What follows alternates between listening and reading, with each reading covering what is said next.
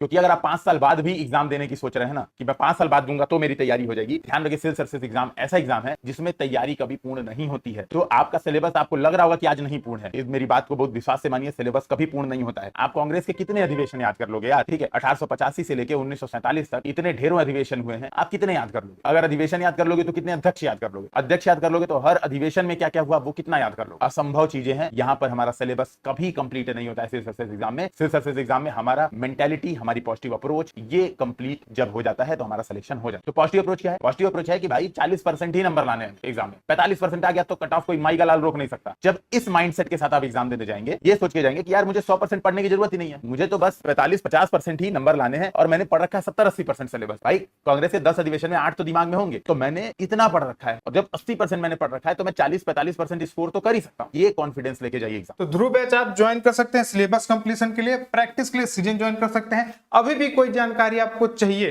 कोई डिटेल आपको चाहिए कि मुझे और भी जानना है कुछ, तो आप 8840751912 इस नंबर पे व्हाट्सएप करके आप डिटेल्स ले सकते हैं।